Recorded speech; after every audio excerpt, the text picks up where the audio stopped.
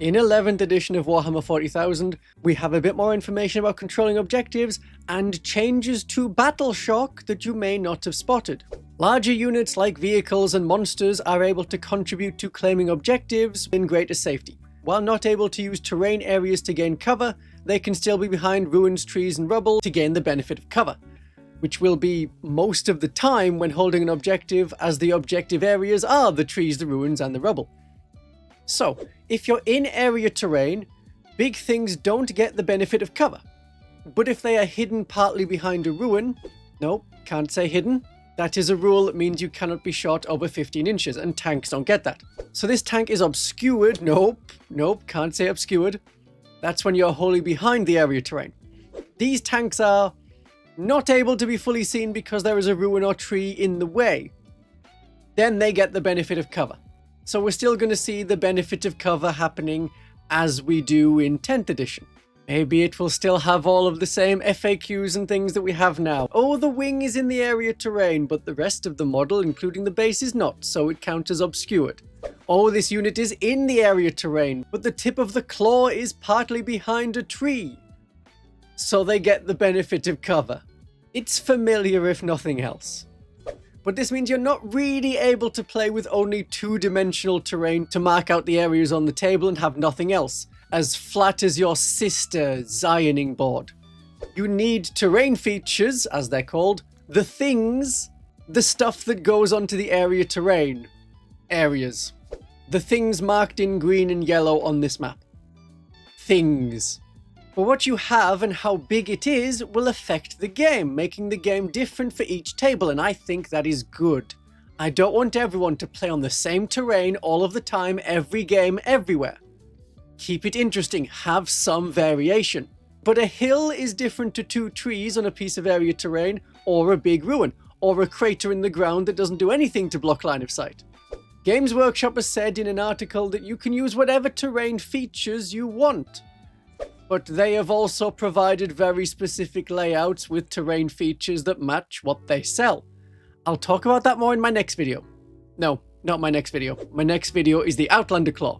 It's taken a while to do because there's 4 army lists available to you in that video. So the video after that, I'll talk more about 11th edition. Now, how many people will use their own terrain bits as they like, and how many people will try to match as perfectly as they can the yellow and green shapes on the board? Let me know in the comments which side you more closely align with. Absolute freedom, or are you a yellow and greenie? I think this is what I want from terrain. Customers are terrible at communicating what they want, but I think this is what I want. It's clear area terrain layouts that help new players, and it makes sure that you don't need to think about how to set up a board. But at the same time, I know how to make a fair and interesting board, well aware that I have decades more experience than most players. I also have ruins on bases that will overhang these footprints however they're placed. Area terrain layouts are probably better for the game, not better for me, but better for the game overall. Games Workshop will still find ways to make money off it, but they have told us the dimensions of the card footprints. Don't take that as a kindness, except for tournament organizers to be ready, so they have tournament areas to play tournaments so that Games Workshop stuff can be advertised without Games Workshop spending any money. This is also a trick in press releases. Never hide anything that people can easily find out themselves.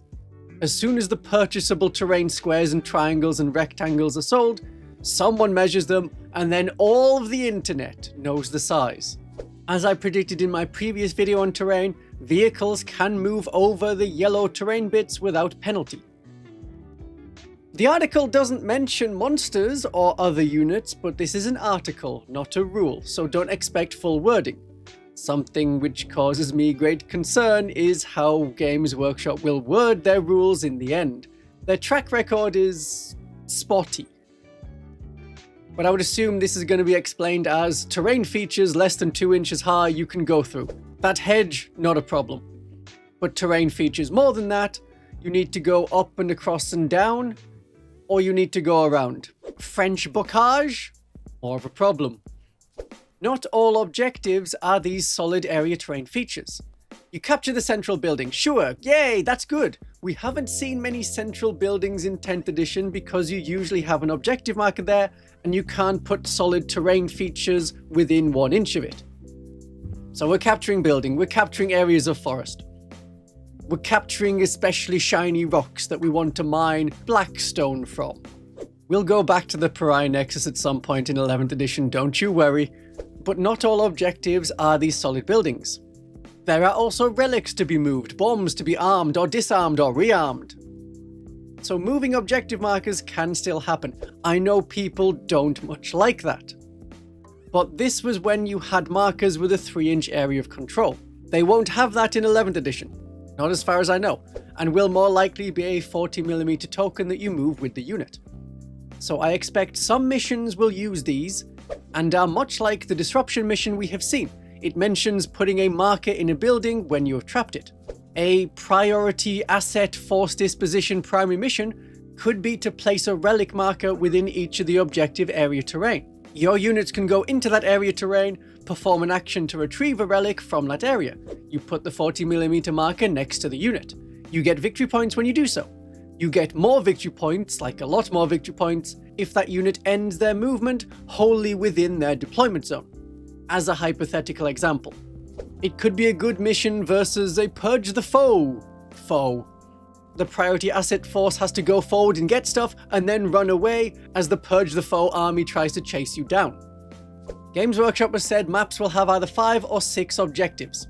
The map shown off earlier this week had 5 objectives, 1 in each person's deployment zone, 3 in no man's land. And we've seen objective markers on tables in 10th edition before. So expect a map something like that, but swap out the objective markers for more area terrain. I expect this would be recommended for missions like Take and Hold versus Take and Hold. That'll be one of the maps that some of the missions will recommend. Aside from objectives, Battleshock. You may have completely missed that this article had anything to do with Battleshock. Battleshock is still around. When you're battle-shocked, you cannot control objectives. That's the same as 10th edition. But that's almost the same as 10th edition. Because now, when battle-shocked, your objective control characteristic is dash. This is different to 0, and is mainly a rule clearing up.